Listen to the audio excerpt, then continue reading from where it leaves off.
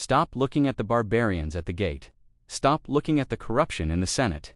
If you think Rome fell because of a few angry Goths or a bad emperor, you have been fed a 2,000-year-old lie. The greatest empire in human history didn't die by the sword, it died by the ledger.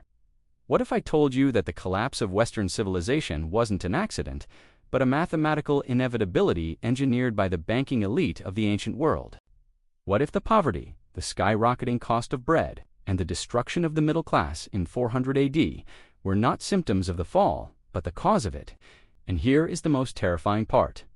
When you look at the chart of the Roman denarius alongside the purchasing power of the US dollar today, they aren't just similar, they are identical.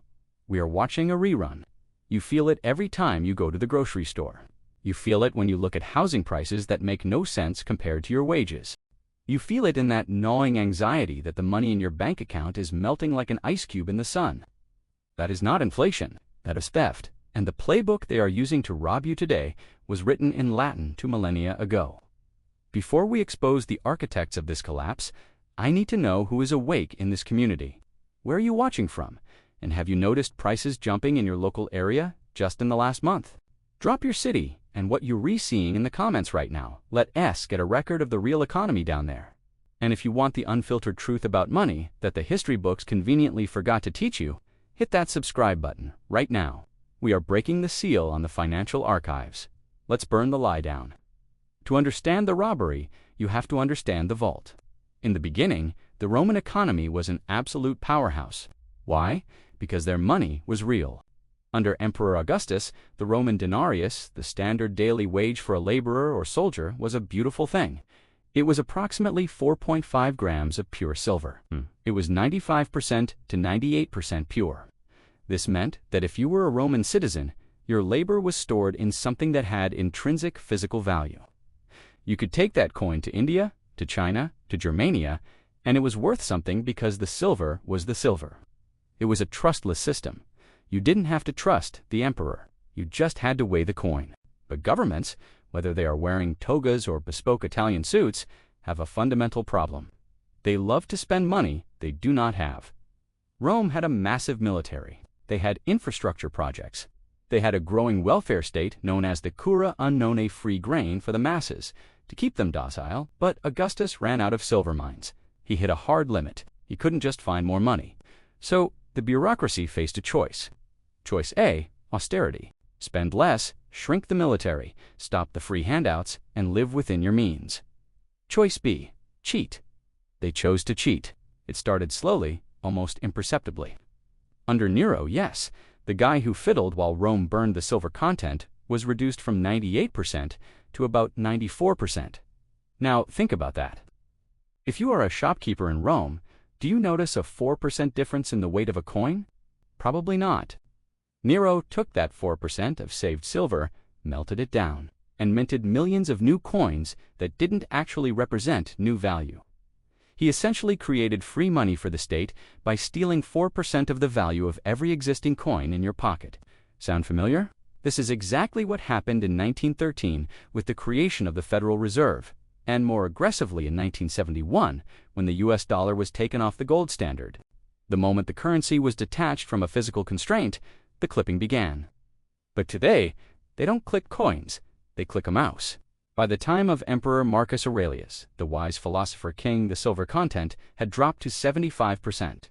The state was fighting wars on multiple fronts. They needed more soldiers. Soldiers need to be paid, but the treasury was empty, so they just mixed in more copper. They diluted the wine, but told you it was the same vintage. The soldiers were getting paid the same number of coins, but the value of their salary had dropped by 25%. What happens when the merchant realizes the coin is junk?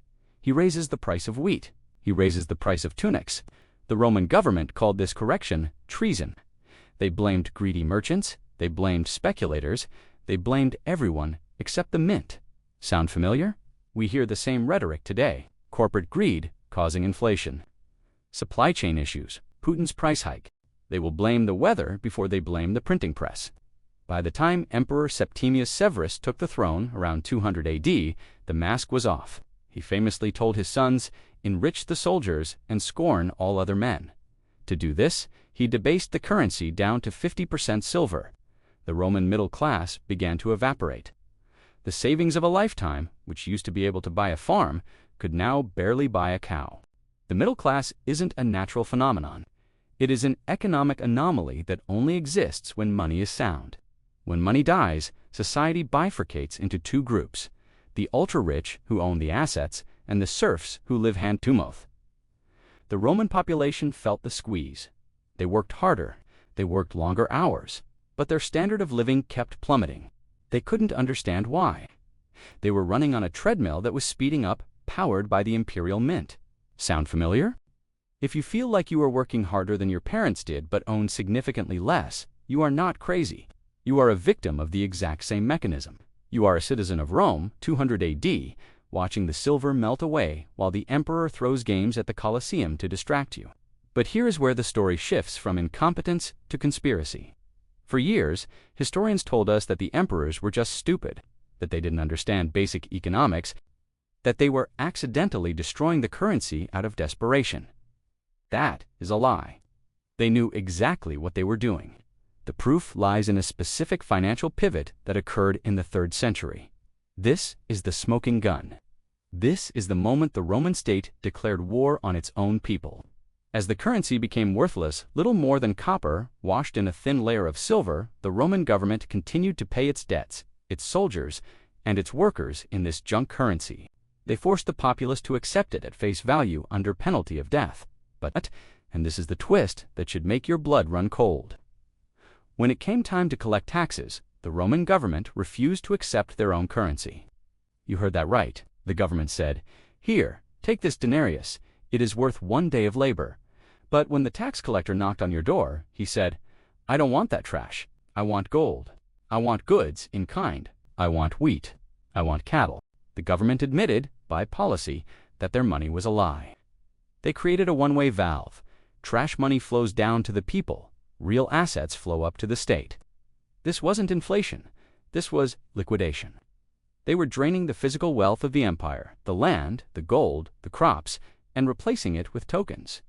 And the man who accelerated this into overdrive, the man who formalized the death of the silver standard and ushered in the era of total economic slavery.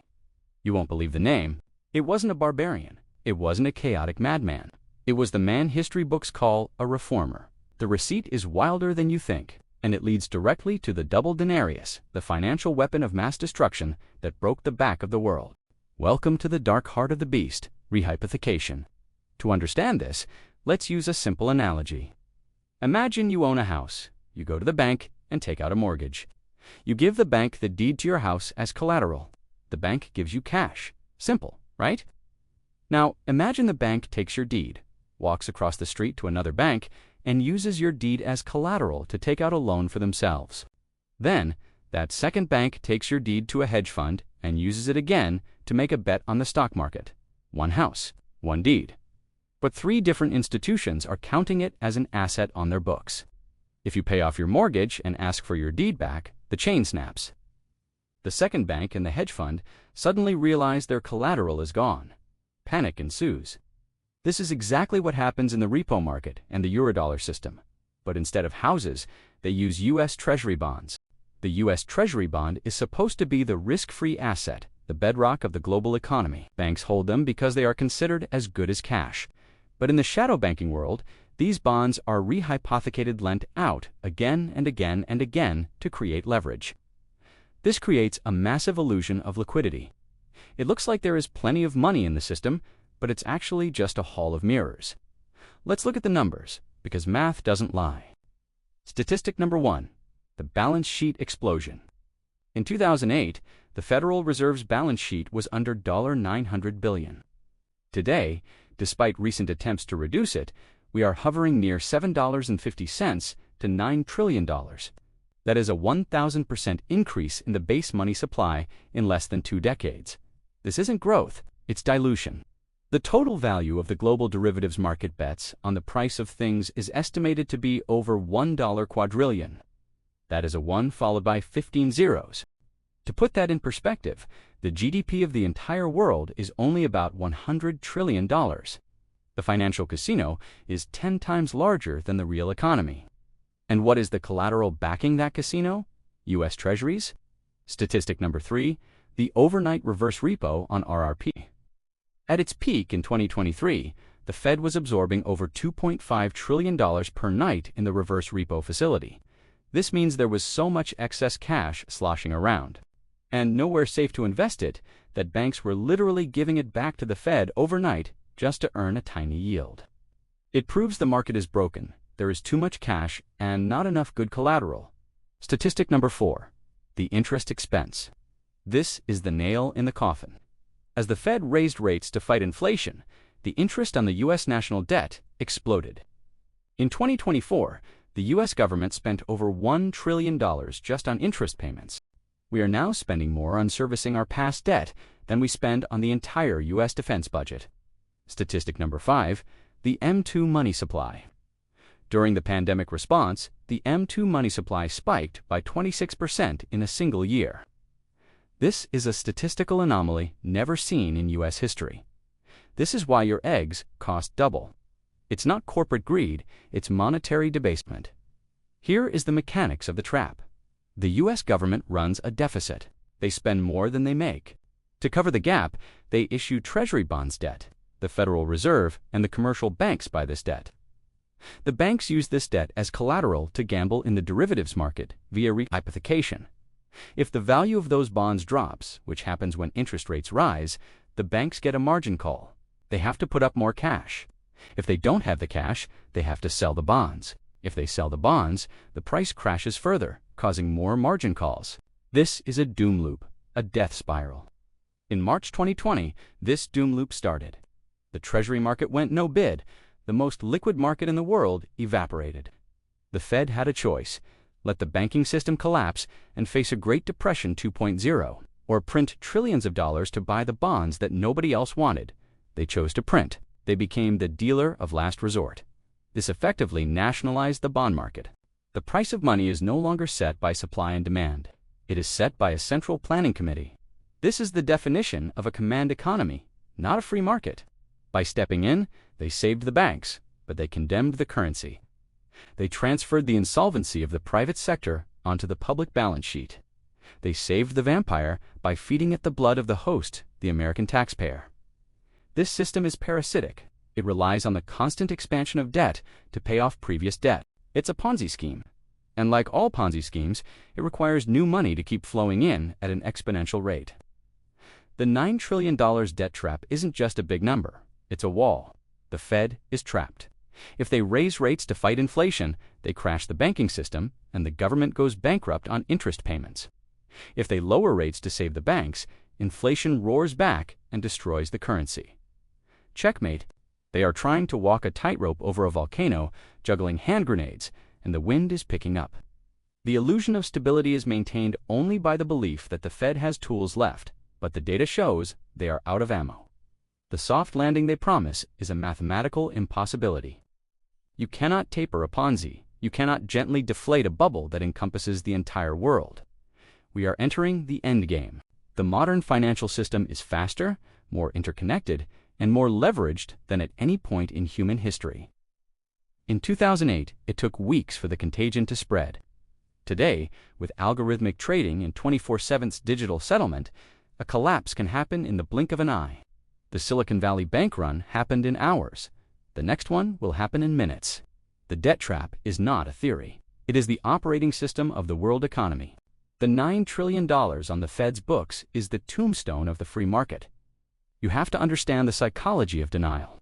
The institutions you trust, the media, the banks, the politicians are incentivized to keep you calm. They need you to keep your money in the system. They need you to keep buying the bonds. They need you to believe that this time is different. But the math is ruthless. You cannot borrow your way out of debt. You cannot print your way to prosperity. We are living on borrowed time, and the bill collector is knocking at the door. This isn't about fear. It's about preparation.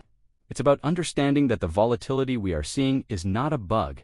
It's a feature of a system in its death throes. We have a choice to make. We can continue to trust the architects of this disaster, or we can wake up.